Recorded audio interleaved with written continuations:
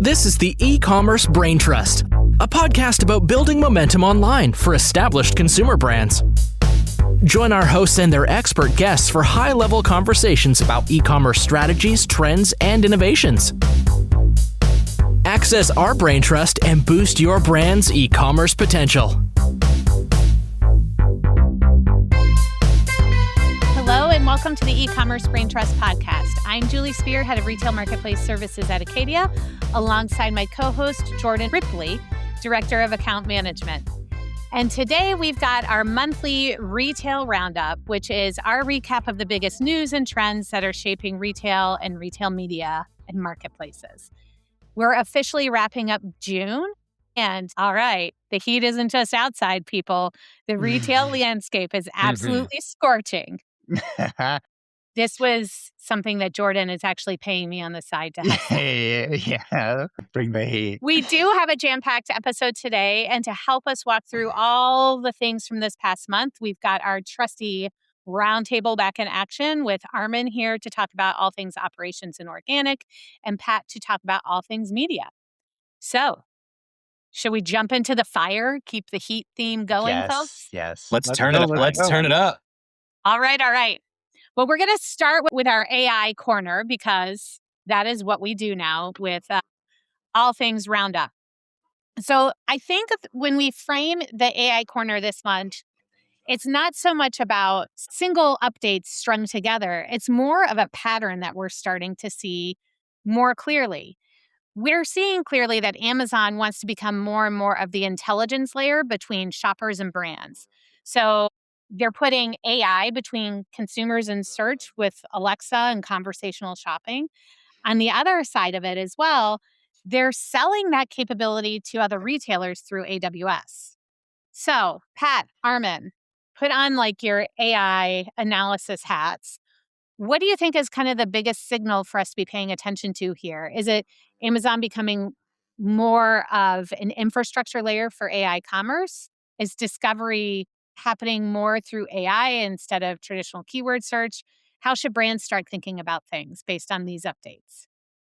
Yeah, I'll kick off here. And I think a couple of things are happening. But if you had to distill it down into its simplest form, I think Amazon is simply making a bet that how consumers are going to shop and discover products is going to change.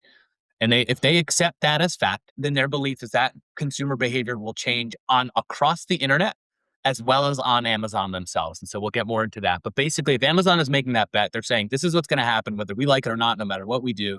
Consumers are shifting from organic discovery through just like search terms and keywords and product descriptors into actually like searching in a more conversational method. And if that's going to happen, not just on their platform, but everyone else's platform, Amazon wants to be the one who kind of provides that solution. If you look at Amazon's history, which past can be precedent here, is Amazon has always been a bit of a technology infrastructure company masquerading as a retailer, even calling themselves a retailer. They did it with AWS. They did it with FBA. They've done it with Amazon Retail Ad Services. And now you can see them doing it with AI commerce. So they build their best-in-class service, whether it's ad platform, logistics, compute. They use that to stand up their own products. But then they also say, hey, there's a whole other market for this as well. I also wonder if they're just thinking, somebody is going to be the provider of these agentic retail shopping bots, whether it's us or OpenAI or Google or whoever, and they're thinking we better do this, kind of get in early. The shift for brands, because I think that was part of one of your questions, is, and as we mentioned this, we've talked about this before, like the entire foundation of organic discovery is changing, moving away from traditional keyword matching, moving into semantic search. Armin will probably get into this a little bit more, but shoppers aren't just searching for running shoes. They're asking like, hey, I have this type of foot. What's the best type of running shoes? I have flat feet. I mostly run on concrete. Sometimes I run on the beach. What shoes? And that's just a different way to surface products. That means optimizing content for the problems that a product solves rather than just like, hey, how do we describe that this shoe is made out of nylon or rubber or what else it might be? For brands, it's basically like stop doing things the old way and hoping that it works. You're optimizing for your actual humans who hit PDPs and the conversion rate. But you're very much optimizing towards not just Amazon's A9 algorithm for organic search, but also Alexa shopping. And then I think For Amazon, and the last point here is that how they're thinking, to me, Amazon's AI agentic approach is not to be like the Gemini or the ChatGPT, where they're like the agent for everything. What it seems like they're doing is they're trying to be like, we will have the best agentic shopping agent anywhere, and this will power transactions all through the web. I also wonder, maybe this is a bit cynical, that they will get data. So if they sell their Alexa shopping service to other retail platforms or other .coms, they're also getting data on what are shoppers searching for on those other retailers. That might help Amazon inform both how they fine tune their own algorithm or maybe their own 1P selection as well. But last point here, there's so much happening, but like no matter how much these algorithms change or AI changes or these agents change, at the end of the day, it still comes back to the foundation of is your advertising and is your content like driving the right shopper to the right product that's engineered to convert for the problem that they have. And you can get lost in the sauce a little bit, but that is still the foundation. I think, Pat, you had a couple like points here about the corollaries, right, between FBA and like AWS, right? Like the idea of Amazon spinning up a service for internal needs and then selling it to like greater industry. FBA, obviously a huge success, like something brands needed to scale on Amazon. I think another corollary here that might be closer to what we've seen, this like agentic solution, is like Amazon retail ad services, right? This whole ad network that they were going to sell to other retailers, right? But in that, I'd see like a challenge in getting adoption around that. So I'd be curious with this agentic solution, like, is it more like FBA, like this is a unsexy business that retailers aren't going to build, logistics, or is it like retail ad services where it's like, oh, I don't know if I want to turn that over to Amazon and give them that part of my business. Like, I feel like it's wait and see to see where this pencils out. Yeah, that's gonna be fascinating.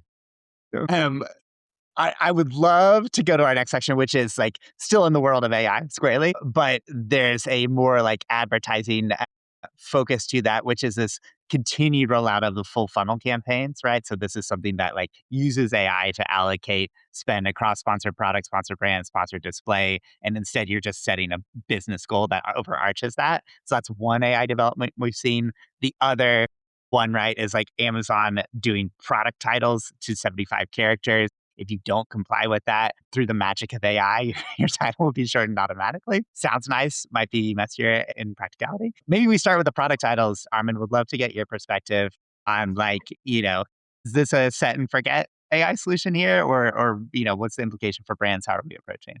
Yeah, I don't know if the podcast reads how I roll my eyes when you said like 12 or 7. We don't have a sound effect for that yet, but I'm picturing a slide whistle. We need that feature, yeah. So on one hand, we have Amazon's AI recommendations, right? Like Amazon is saying, we'll give you what we think is good, but we are yet to see how this actually looks like and is it any good. We've seen some examples, but just the volume of those recommendations is not that high right now to give it a proper rating. It's like their announcement when they say July 27th as the kind of deadline, they don't specify if the 14-day window starts before that or after that. And we even checked with the port and they say they don't know. So it's like, we need to wait and see.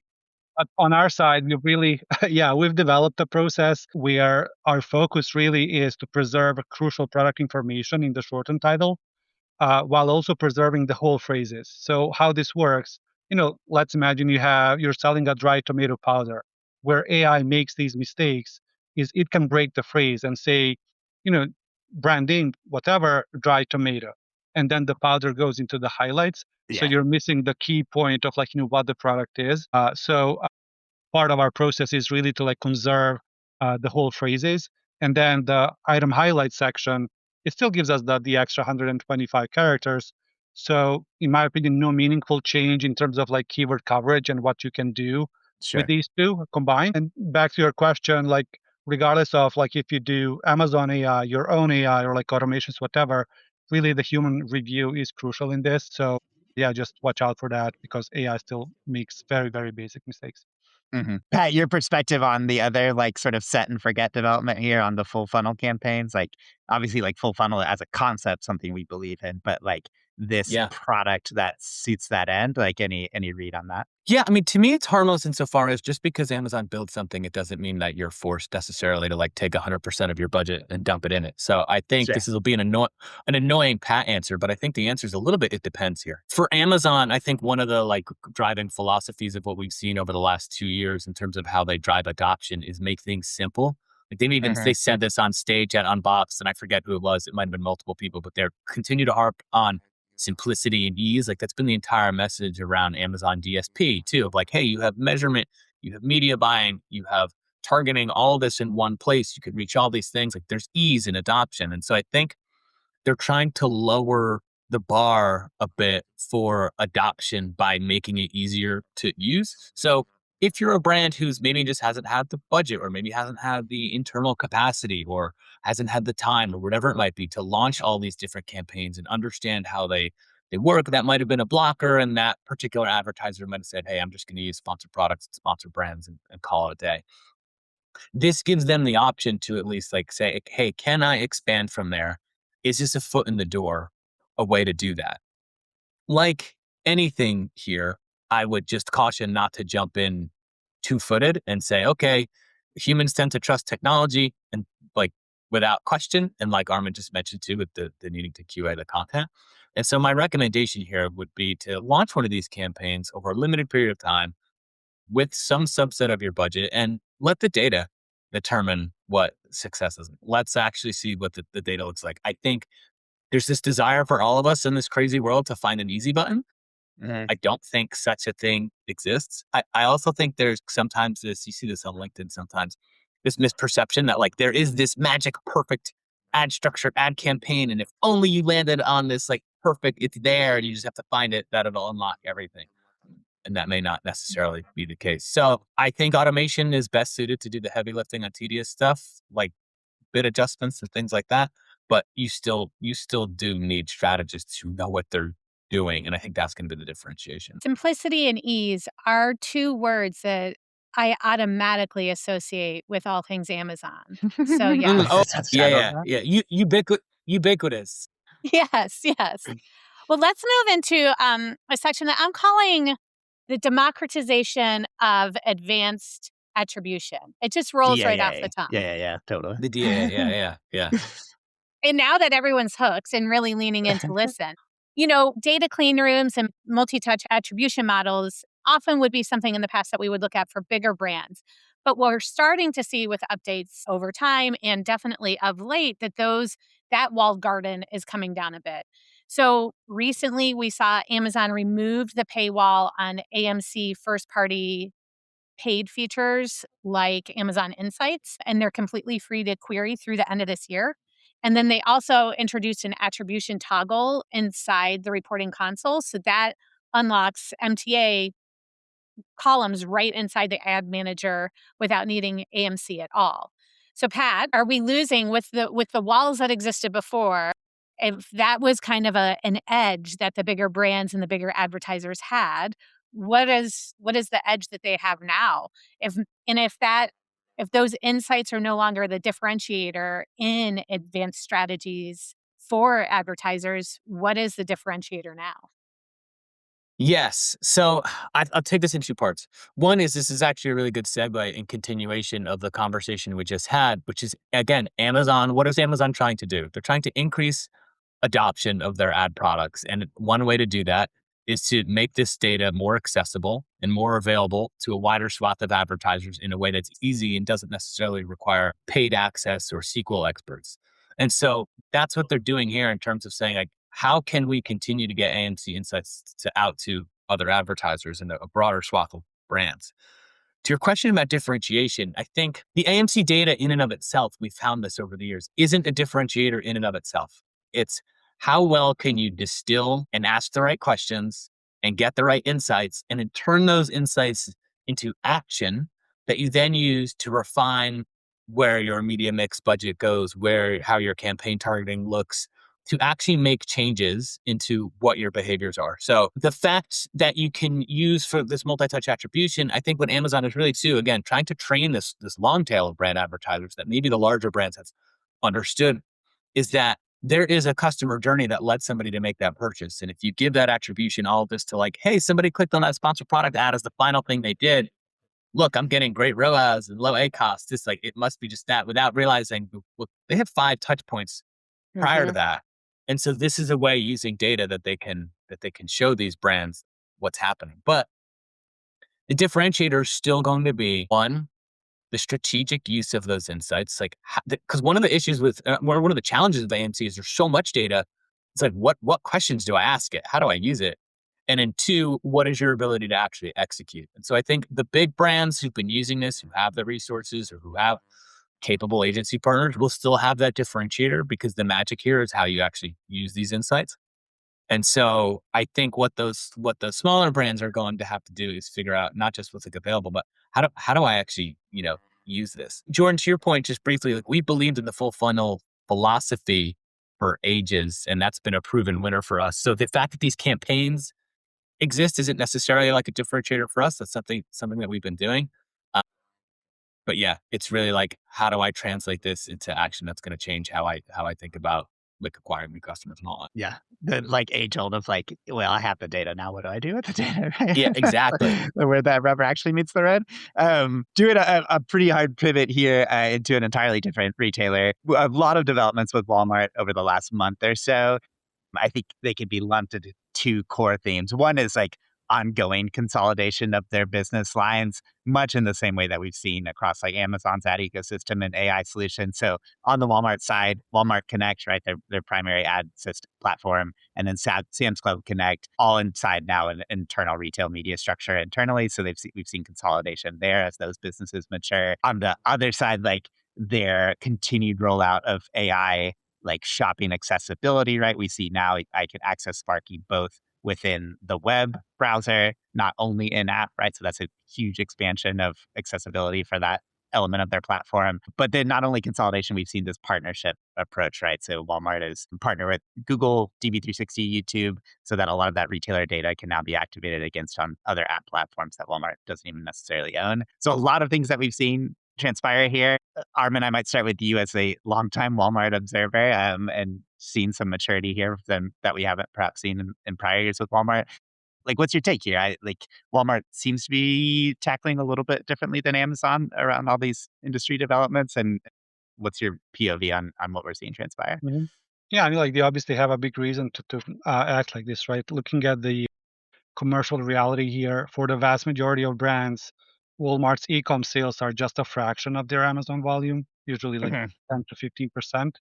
Amazon is the default search engine for products, but then Walmart knows that they cannot win a pure online traffic war against Amazon Prime on their own website.